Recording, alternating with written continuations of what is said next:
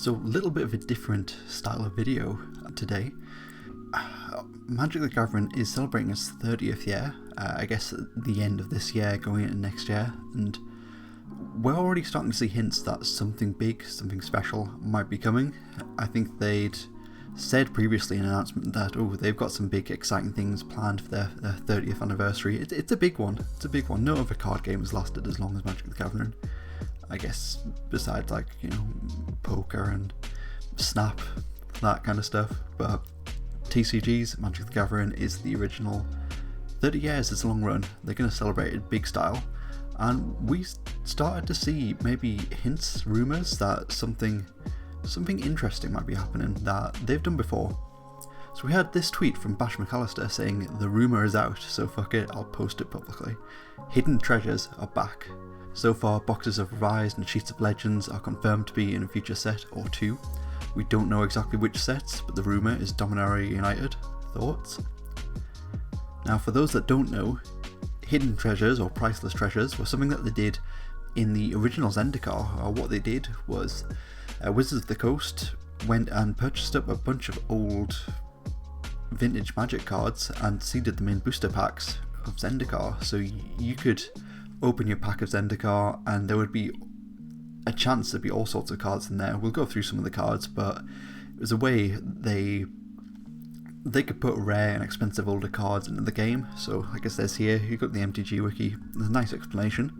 Priceless treasures refers to a set of rare and expensive older cards which were inserted randomly into the original print run of Zendikar boosters to go over the theme set, emphasising adventure and treasure hunting. So you kind of put yourself in the shoes of adventure and Zendikar. You open a pack and what's this? Here's a Black Lotus. Here's a Jewel Land. Here's a Gaia's Cradle. All these cool, exciting things. So yeah, they did something pretty exciting. You see the list of cards that were opened. We have Power 9, so the cards that were confirmed opened. So this was something that was never 100% confirmed officially by Wizards of the Coast that it happened.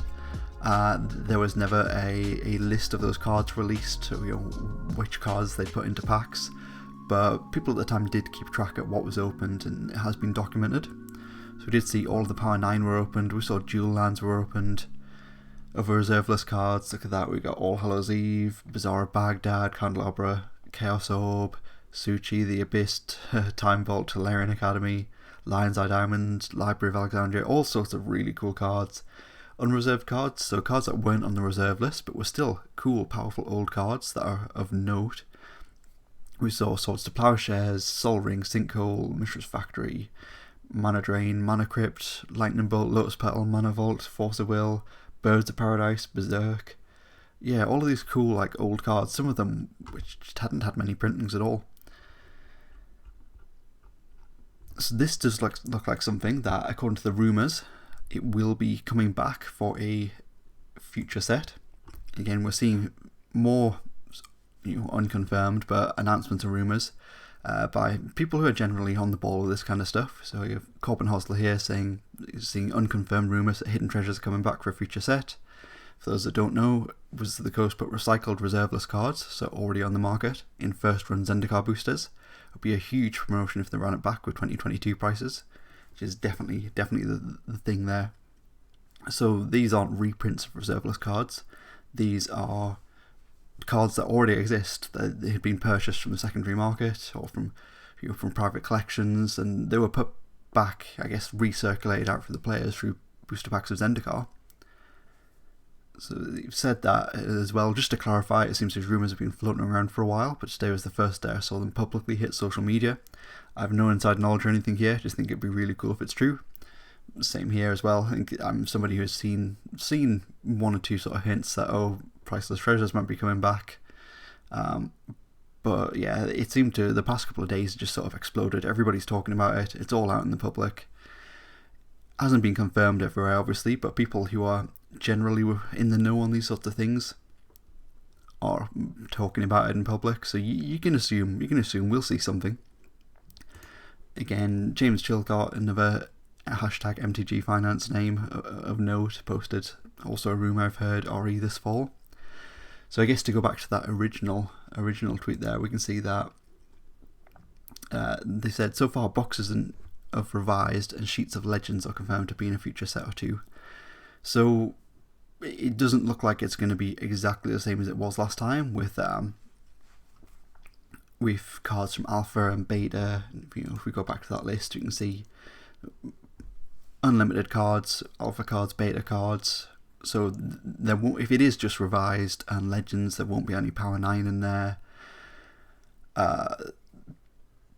But there's still going to be a load of great cards. Like, obviously we won't see things like, again, if this is just Revised and Legends, like what we've had semi-confirmed so far, we won't see things like Library of Alexandria or Bazaar of Baghdad in there.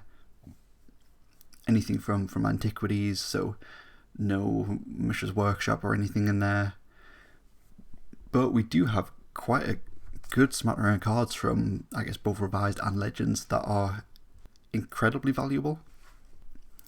Yeah, so if you take a look at the cards from Legends and Revised, so cards that you could potentially open in packs of Dominaria United or Brothers War or whatever it ends up being, you can see, yeah, sure, it might not be power level, it might not be Alpha, Beta, Power 9 level prices on some of these cards, but there's a chance here, it's all unconfirmed rumours, but there's a chance here that you're going to be able to open, like, Tabernacle or Pendrell Vale in a Dominaria United booster pack. Your £4 booster pack or whatever might contain a $4,000 card. That's ridiculous. It's fantastic. I really hope it's true. It's something that would be it would be fantastic. It's one of those things where I wasn't around at the time when Zendikar came out originally, but one of those things that you hear stories of and you're like, oh wow, that's really cool. Obviously it was a very, very small percentage of packs contained old cards, and even then within those old cards there was a small percentage that you would get a bit of power or a dual land or something. But yeah, so I don't think they're meaningful reprints in any way, but it's exciting. It's a really cool marketing gimmick, and there will be a non-zero amount of new players and casual players who will open up one of these wildly expensive cards that they would have never been able to afford before, and then they can play with that card, or they can sell that card, trade that card for cards that they need. So many things, like some of these cards, like Tabernacle, Chains, the Abyss here, that's a good chunk of money for a lot of people. If you can open a booster pack and you go down to pre-release, you just so happen to open up a Chains and Mephistopheles in your pre-release kit, then brilliant. $1,000 is going to be a lot of money to most people these days. But you can see, we'll go through some of the cards. We've got the Tabernacle of Pendrell Vale as your biggest hit, so if it is only Legends and Revised, this is your Black Lotus equivalent of the bunch. Chains of Mephistopheles, the Abyss, Moat, Nethervoid. See that most of the top 10 of big hits are from Legends, so that's pretty cool.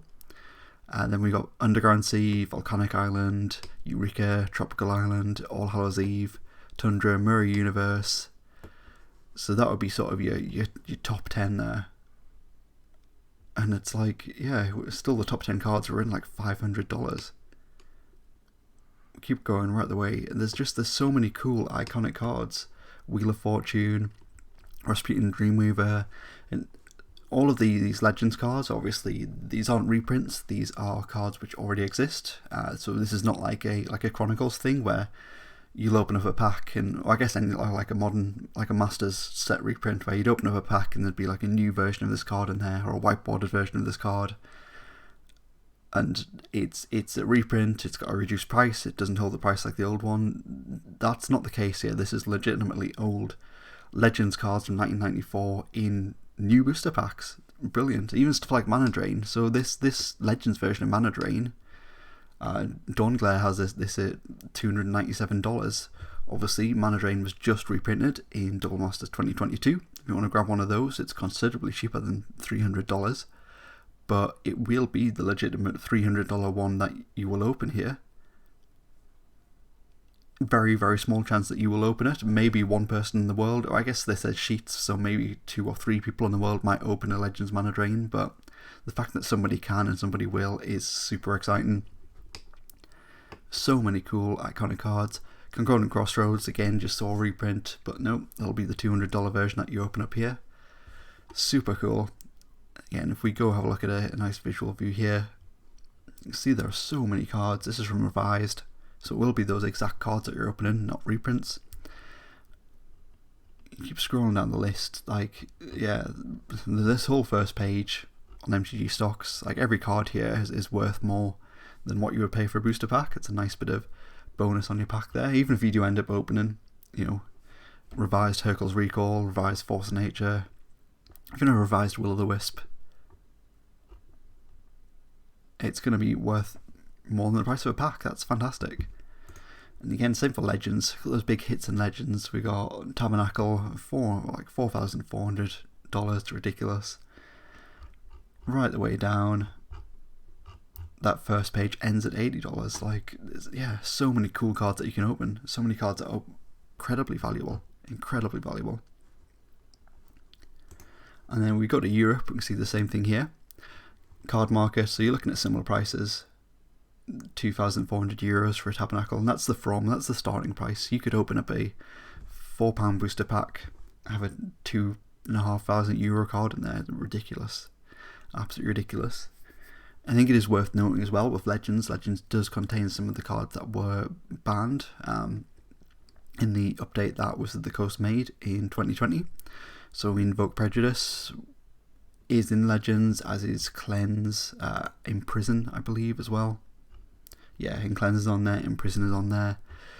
So there are a bunch of cards that will, that do appear in Legends that I'm unsure if they'll put in the packs. I can't imagine they will, given that they changed their policy and sort of banned those cards for the artwork and things depicted on those cards.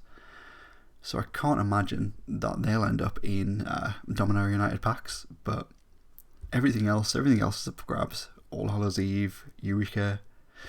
Never Void's an interesting one. I don't know whether or not they'll put that one in as well, given that artist has some...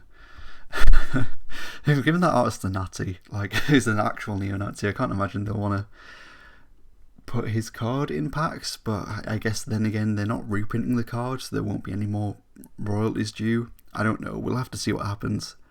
We'll have to see what... Obviously, he also illustrated Sylvan Library, which is a big iconic one that people will want to get from the set if they do end up doing this. So I guess we'll see. I guess we'll just have to see, which I guess is the name of the game when it comes to this whole thing, really. Like, this is all unconfirmed rumours.